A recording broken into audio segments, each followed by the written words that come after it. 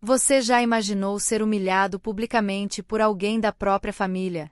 No aeroporto, o milionário gritou para mim: "Você não pertence aqui." Mas tudo mudou quando eu mencionei a neta que ele sempre negou. Essa história é cheia de emoção, reviravoltas e lições sobre perdão e família. Se você gosta de histórias reais e impactantes como essa, já se inscreve no canal e ativa o sininho para não perder nenhum vídeo novo. Assim, você fica por dentro de todos os relatos e ainda ajuda nosso canal a crescer. E me conta nos comentários, o que você faria no meu lugar? Quero muito saber sua opinião. O som das rodas da minha mala ecoava pelo saguão do aeroporto, misturando-se ao burburinho de vozes apressadas, anúncios em alto-falantes e o cheiro inconfundível de café recém-passado vindo de uma cafeteria próxima.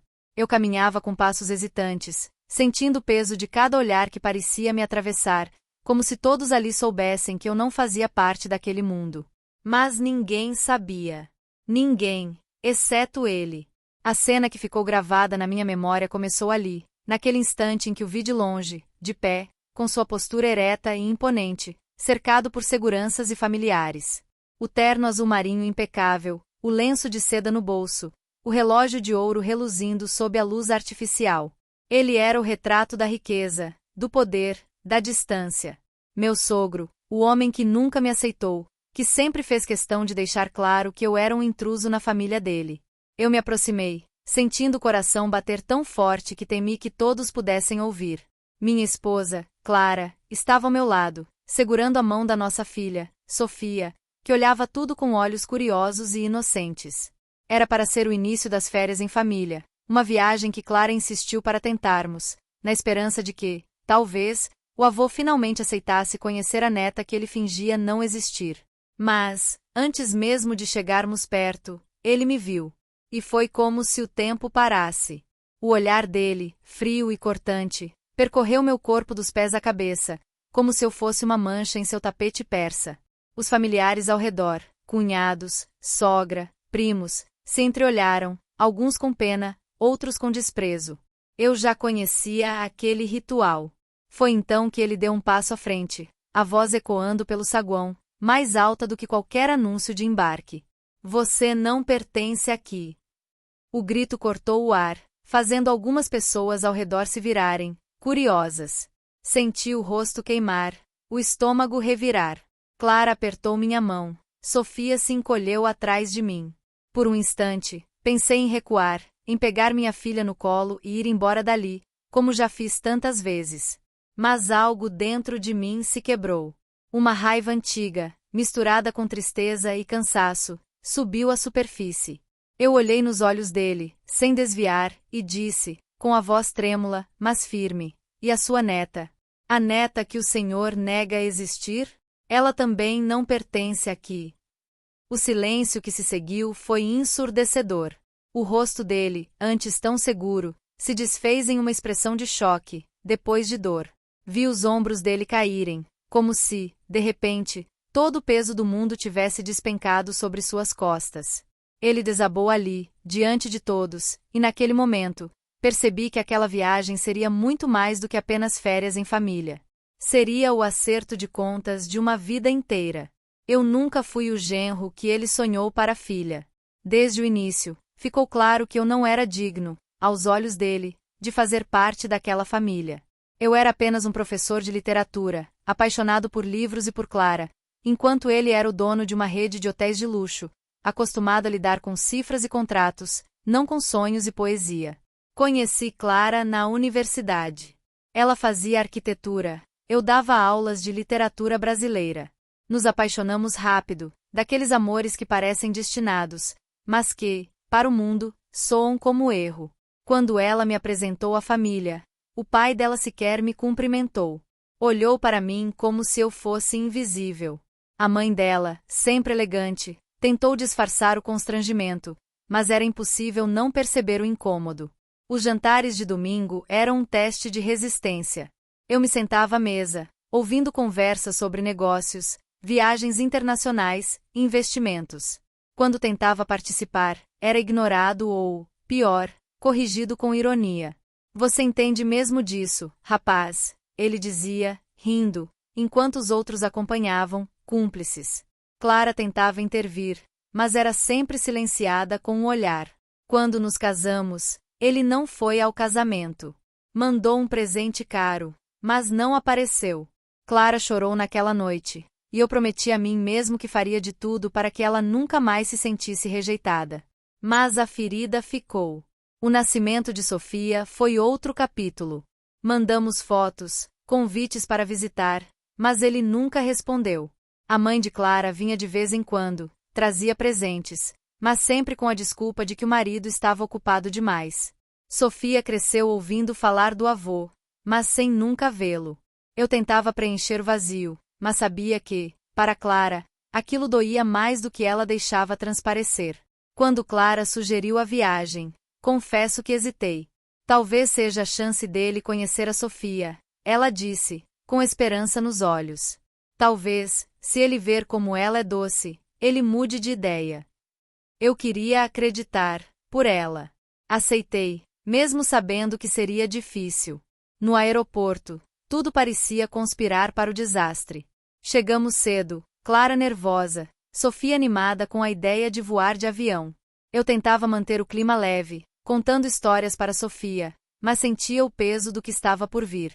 Quando vimos a família dele chegando, o coração de Clara disparou. Ela ajeitou o cabelo, sorriu para Sofia, e seguimos em direção a eles. O grito dele foi como um soco. Você não pertence aqui. Não era só para mim. Era para Clara, para Sofia, para tudo que não se encaixava no mundo perfeito dele. Mas, ao mencionar a neta, algo mudou. Vi nos olhos dele uma dor antiga, um arrependimento que ele nunca admitiria em voz alta. Ele se sentou em um dos bancos do saguão, a cabeça entre as mãos. Os seguranças se afastaram, os familiares ficaram em silêncio. Clara se aproximou, hesitante. Pai, ela disse, a voz baixa. Ele não respondeu. Sofia, sem entender, olhou para mim. Papai, por que o vovô está triste? A pergunta dela me cortou por dentro. Me ajoelhei ao lado dela, tentando encontrar as palavras certas. Às vezes, as pessoas ficam tristes porque sentem falta de algo importante, respondi, acariciando o cabelo dela. Talvez o vovô esteja sentindo falta de conhecer você. Clara se sentou ao lado do pai, colocando a mão sobre a dele. Ela é sua neta, pai. Você não quer conhecê-la? Ele levantou o rosto, os olhos vermelhos, a expressão cansada. Eu não sei se consigo, murmurou, a voz embargada. Foi a primeira vez que vi aquele homem, sempre tão seguro, tão arrogante, mostrar fraqueza. Por um instante, ele não era o milionário, o dono de hotéis, o homem poderoso. Era apenas um avô, perdido, arrependido, assustado. Os outros familiares se afastaram, dando espaço. A mãe de Clara se aproximou, sentando-se ao lado dele. Você já perdeu tempo demais, querido, disse ela, com doçura. Não perca mais. Sofia, curiosa, se aproximou, segurando um desenho que havia feito no caminho para o aeroporto. Vovô, olha o que eu fiz para você, disse, estendendo o papel colorido. Ele olhou para ela, surpreso, como se não acreditasse que aquela menina era realmente sua neta. Pegou o desenho com mãos trêmulas, os olhos marejados. É bonito, disse ele, a voz falhando. Sofia sorriu, orgulhosa. É a nossa família. Tem a mamãe, o papai, eu, e você. Eu nunca tinha te visto, então desenhei você com um chapéu engraçado, igual o do papai no Natal. Ele riu, um riso tímido, quase infantil. Olhou para mim, depois para Clara. Eu não sei o que dizer, murmurou. Desculpem. Eu fui um tolo. O silêncio que se seguiu foi pesado, mas diferente. Não era mais o silêncio da rejeição, mas o da possibilidade. Clara chorou, abraçando o pai. Sofia se aninhou no colo da mãe, olhando para o avô com curiosidade. Eu fiquei ali, parado, sentindo uma mistura de alívio e tristeza. Alívio por ver, finalmente, uma brecha naquele muro de orgulho. Tristeza por tudo o que foi perdido ao longo dos anos. A viagem seguiu, mas nada foi como planejado. O clima entre nós era tenso, cheio de silêncios e olhares furtivos. O pai de Clara, agora mais calado, tentava se aproximar de Sofia, mas sem jeito. Ela, por sua vez, era curiosa, mas sentia o desconforto no ar. No hotel, fomos recebidos com pompa. Quartos luxuosos, vista para o mar, serviço impecável. Mas, para mim, tudo aquilo parecia vazio. O verdadeiro luxo seria um jantar em família, com risos sinceros, sem máscaras. Na primeira noite, jantamos todos juntos. A mesa era longa, cheia de pratos sofisticados, talheres de prata, taças de cristal. Sofia, sentada entre mim e Clara, olhava tudo com olhos arregalados. O avô, na ponta da mesa, observava em silêncio. A certa altura, Sofia perguntou: "Vovô, você gosta de brincar de esconde-esconde?" Todos riram, menos ele. Mas, para surpresa de todos, ele respondeu: "Quando eu era pequeno, adorava. Mas faz muito tempo que não brinco." Sofia sorriu, animada. "Amanhã a gente pode brincar." Ele hesitou, depois assentiu. "Podemos tentar." Na manhã seguinte, Sofia acordou cedo, ansiosa. "Papai, será que o vovô vai brincar comigo mesmo?" Eu sorri, tentando esconder a dúvida. "Acho que sim, filha. Vamos ver." Descemos para o café da manhã. O avô já estava lá, lendo o jornal. Sofia correu até ele. "Vovô, vamos brincar." Ele olhou para ela, depois para mim, como se pedisse permissão. Eu assenti, e ele se levantou, deixando o jornal de lado. Brincaram no jardim do hotel, entre as árvores e as flores. Sofia ria, correndo, enquanto ele tentava encontrá-la. Pela primeira vez, vi um sorriso genuíno no rosto dele. Clara assistia de longe, emocionada. Depois da brincadeira, sentaram-se juntos em um banco. Sofia mostrou a ele outro desenho, desta vez com mais detalhes. "Agora eu já sei como você é, vovô", disse ela, orgulhosa. Ele olhou para o desenho, depois para ela, e disse: "Obrigado, Sofia. Eu nunca tive um desenho meu antes." Ela sorriu, abraçando-o. Ele ficou imóvel por um instante, depois retribuiu o abraço, desajeitado. Clara chorou, e eu senti um nó na garganta. Os dias seguintes foram de descobertas. O avô, antes tão distante, começou a se aproximar. Levou Sofia para passear na praia, comprou sorvete, contou histórias de quando era criança. Ela ouvia tudo com atenção, fazendo perguntas, rindo das histórias engraçadas. Clara, aliviada, começou a relaxar. Eu, ainda desconfiado, observava tudo com cautela. Sabia que mudanças profundas não acontecem de um dia para o outro. Mas, aos poucos, fui baixando a guarda. Em uma noite, depois que Sofia dormiu, sentei-me na varanda do quarto, olhando o mar. O avô apareceu, trazendo 2 copos de vinho. Sentou-se ao meu lado, em silêncio. "Eu fui um idiota", disse ele, depois de um tempo. "Passei anos preso ao meu orgulho, achando que estava protegendo minha família. Mas só causei dor." Olhei para ele, surpreso com a sinceridade. "Ainda há tempo para mudar", respondi. "Sofia é uma menina incrível. Ela merece conhecer o avô." Ele assentiu. "Olhando para o mar eu perdi muita coisa. Mas não quero perder mais." Conversamos por horas, sobre a vida, os erros, os medos.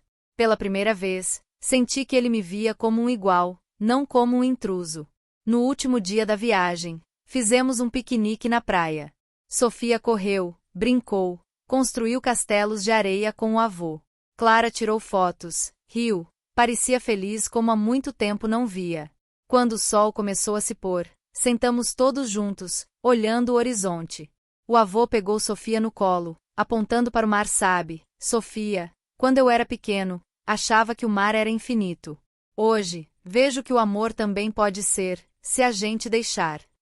Ela sorriu, abraçando-o. Clara chorou, e eu, pela primeira vez, senti que, talvez, finalmente, pertencêssemos ali. O retorno ao aeroporto foi diferente. Não havia mais gritos, nem olhares de desprezo. O avô se despediu de Sofia com um abraço apertado, prometendo visitá-la em breve. Clara, emocionada, agradeceu ao pai. Ele me olhou nos olhos, estendeu a mão. Obrigado por não desistir, disse ele. Abracei-o, sentindo, finalmente, o peso da rejeição se dissipar. Enquanto o avião decolava, olhei para Clara e Sofia, e soube que, apesar de tudo, havíamos encontrado nosso lugar.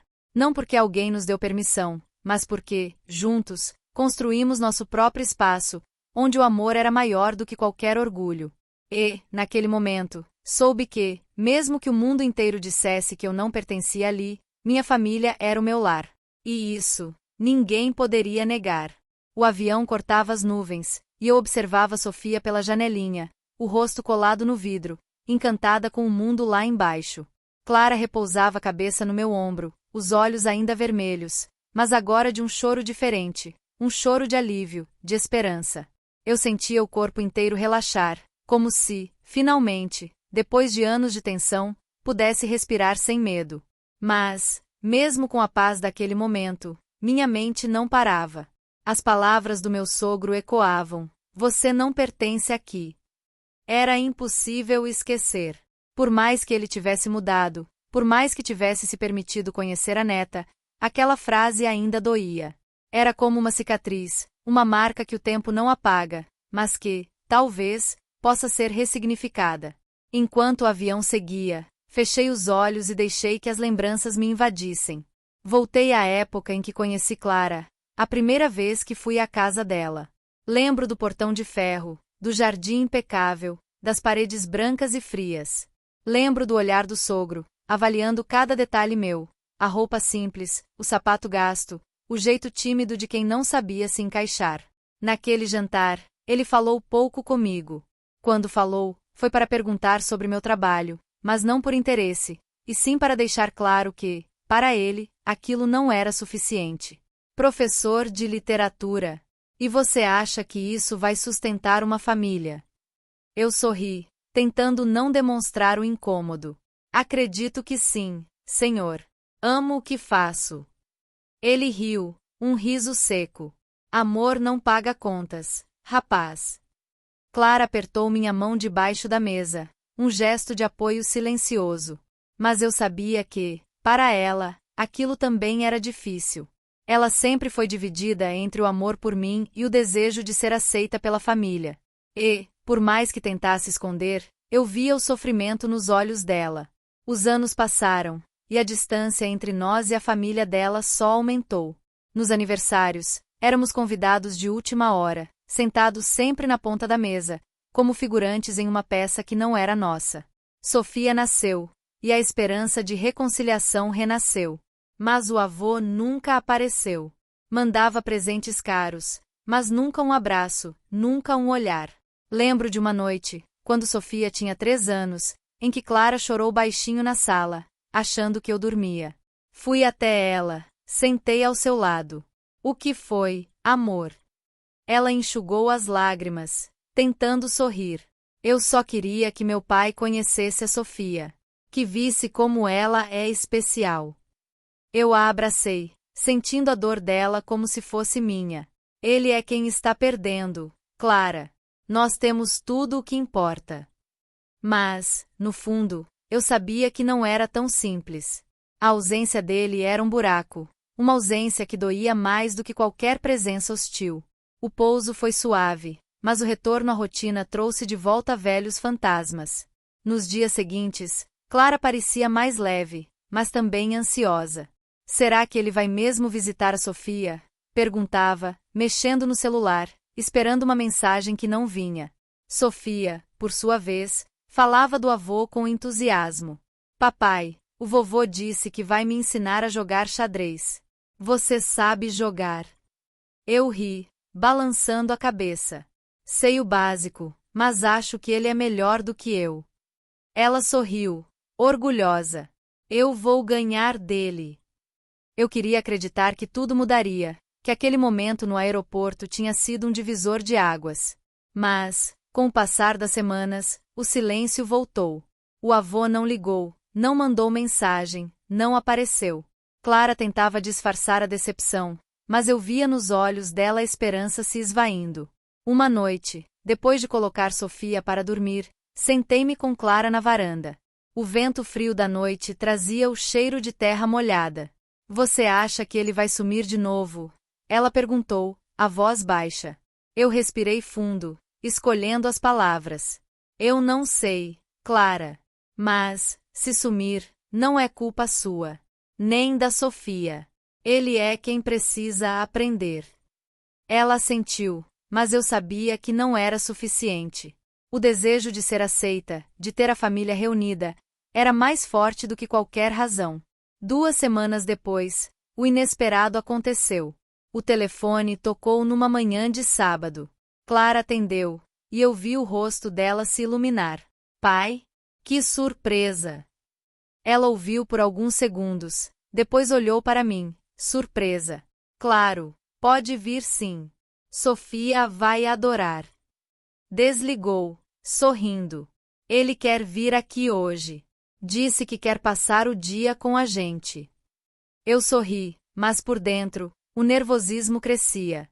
E se tudo voltasse a ser como antes? E se ele se arrependesse, se fechasse de novo? Passei o dia arrumando a casa, ajudando Clara a preparar o almoço. Sofia desenhou um cartaz. Bem-vindo, vovô. Colou na porta, orgulhosa. Quando ele chegou, estava diferente. Mais simples, sem seguranças, sem pompa. Trazia uma caixa de xadrez debaixo do braço e um sorriso tímido. Sofia correu para abraçá-lo, e ele se agachou, retribuindo o abraço com força. O almoço foi leve, cheio de histórias e risadas. Ele contou para Sofia sobre sua infância, sobre as travessuras que fazia com os irmãos. Ela ouvia tudo, encantada. Depois do almoço, jogaram xadrez na sala. Eu observei de longe, sentindo uma mistura de alegria e incredulidade. Clara, emocionada, me abraçou. Obrigada por não desistir da gente, sussurrou. Eu sorri, beijando sua testa. Você é minha família. Sempre vou lutar por nós. No fim do dia, o avô se despediu, prometendo voltar em breve. Sofia chorou, não queria que ele fosse embora. Ele a abraçou, dizendo: Eu prometo, Sofia. Agora você faz parte da minha vida. E eu quero fazer parte da sua. Os meses seguintes foram de reconstrução. O avô passou a visitar com frequência, levando Sofia para passeios, ensinando-a a jogar xadrez, contando histórias. Clara, finalmente, parecia em paz. Eu, aos poucos, fui deixando o ressentimento de lado, permitindo-me acreditar que as pessoas podem mudar. Mas, mesmo com a aproximação, havia feridas que ainda doíam. Em uma tarde, enquanto Sofia brincava no quintal, sentei-me com o sogro na sala. O sol entrava pela janela, iluminando o rosto dele. Eu queria te pedir desculpas, disse ele, a voz baixa. Por tudo. Por ter sido tão duro, tão cego. Eu tinha medo de perder minha filha, de perder o controle. Mas, no fim, quase perdi tudo. Olhei para ele, sentindo o peso das palavras. Eu também errei. Fui orgulhoso, quis provar que era melhor do que você. Mas, no fundo, só queria ser aceito. Ele sorriu, um sorriso triste.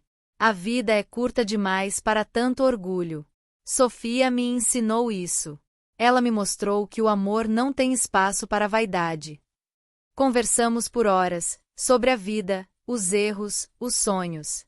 Pela primeira vez, senti que éramos, de fato, uma família. No aniversário de Sofia, fizemos uma festa simples, mas cheia de amor. O avô trouxe um presente especial, um livro antigo de contos, com uma dedicatória emocionante. Para Sofia, que me ensinou o verdadeiro significado de família. Ela sorriu, abraçando o avô. Clara chorou, e eu, pela primeira vez, senti que, finalmente, pertencíamos ali. Os anos passaram, e a relação só se fortaleceu.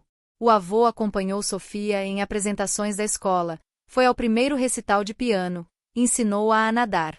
Clara, agora em paz, reconstruiu a relação com a mãe, com os irmãos.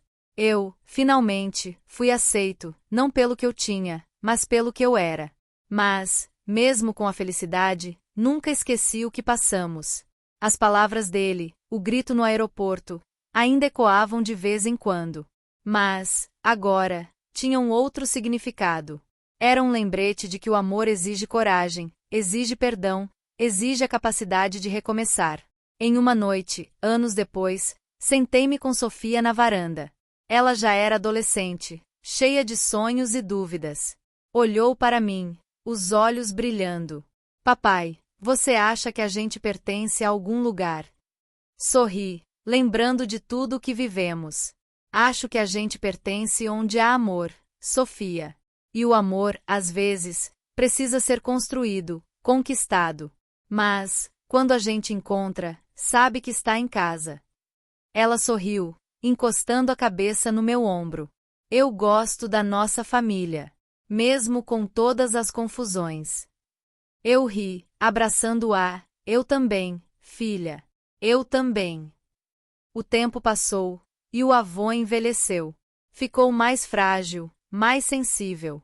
Sofia cuidava dele com carinho, lendo para ele, levando flores, ouvindo suas histórias.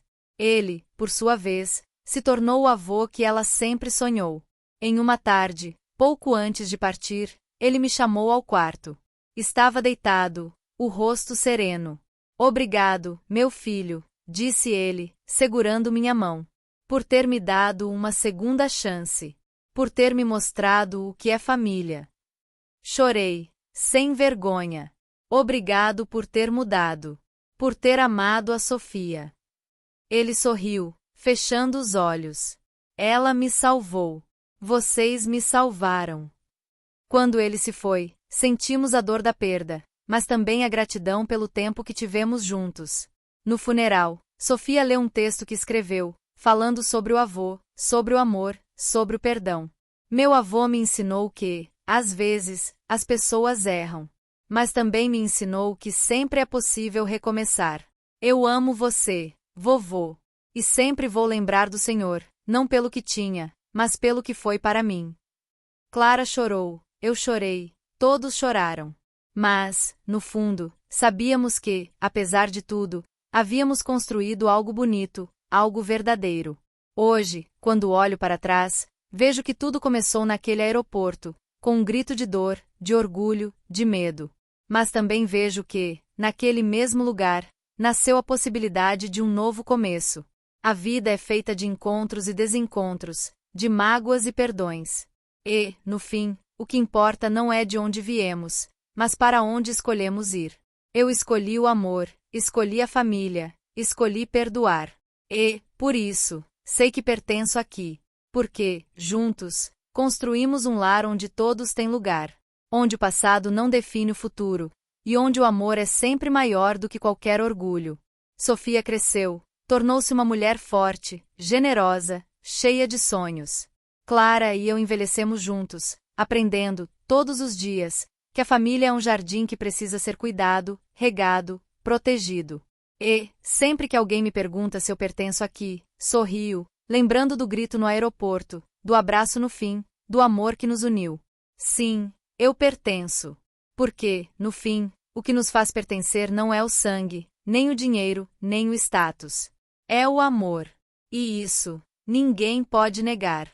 Se essa história tocou você de alguma forma, não esquece de deixar seu comentário aqui embaixo. Quero muito saber o que você pensa sobre perdão, família e recomeços. Sua opinião é muito importante para mim. E se você ainda não é inscrito no canal, aproveita agora. Se inscreve, ativa o sininho e compartilha esse vídeo com alguém que precisa ouvir essa mensagem. Assim, você me ajuda a continuar trazendo histórias reais e emocionantes para você. Muito obrigado por assistir até aqui. A gente se vê no próximo vídeo. E lembre-se, sempre existe um novo começo, mesmo quando tudo parece perdido. Até mais!